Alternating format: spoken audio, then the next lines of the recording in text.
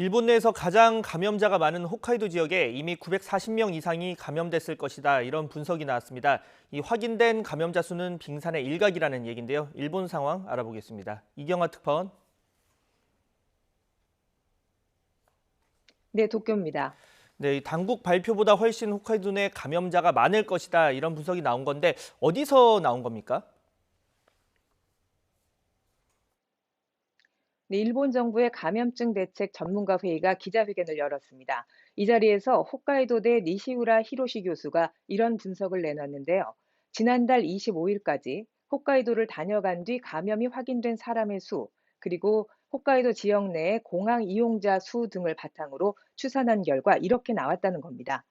현재까지 홋카이도 지방정부는 지역 내 77명이 감염됐다고 밝히고 있는데요. 이런 추산이 현실화하면 현재의 10배 이상으로 감염자 수가 급증하게 됩니다. 일본의 통계가 감염 확산 상황을 제대로 반영하지 못하고 있다는 지적은 진작부터 나왔습니다.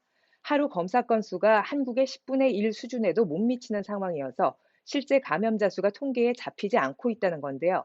아베 총리도 국회 답변에서 검사받는 사람 수가 늘어나면 감염자 수도 늘어날 수 있다고 이미 밝힌 바 있습니다. 이뿐 아니라 전문가 회의 기자회견에서는 감염 확산의 원인에 대한 새로운 견해도 나왔습니다. 코로나19에 상대적으로 강한 젊은 층, 그러니까 10대부터 30대까지 젊은이들이 자기가 감염된 사실을 모르는 상태에서 일상생활을 통해 바이러스를 전파시켰을 가능성도 있다고 전문가들은 밝혔습니다.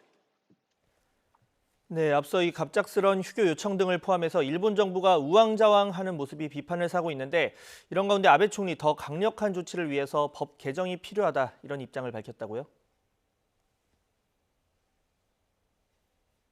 네, 그렇습니다. 아베 총리는 일본 참의원 예산위원회에 출석해 이런 입장을 강하게 밝혔습니다. 일본에는 지난 2012년 4월부터 시행에 들어간 감염증 등에 대한 특별조치법이란 것이 있습니다.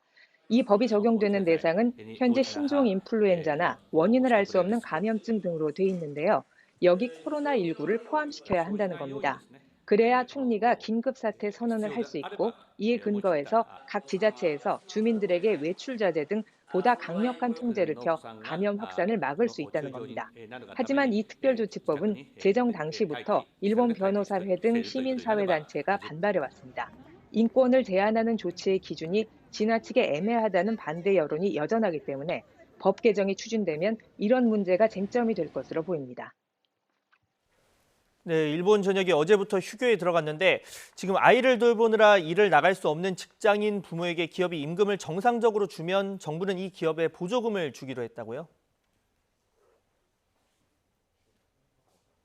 네, 보조금 규모는 1인당 하루 최고 8,330엔, 그러니까 우리 돈으로 9만 원이 좀 넘는 수준입니다. 일본 정부가 예고 없이 전국 휴교 방침을 밝힌 뒤에 비판 여론이 들끓자 대책을 내놓은 건데요. 아이를 맡길 곳이 없어 일을 쉴 수밖에 없는 보호자에게 기업이 임금을 다 줄 경우 한 명당 정해진 금액 안에서 보조금을 주겠다는 겁니다. 이달 말까지 지급하는 보조금은 정부 예비비와 고용보험으로 재원을 충당하게 됩니다. 지금까지 도쿄에서 YTN 이경화입니다.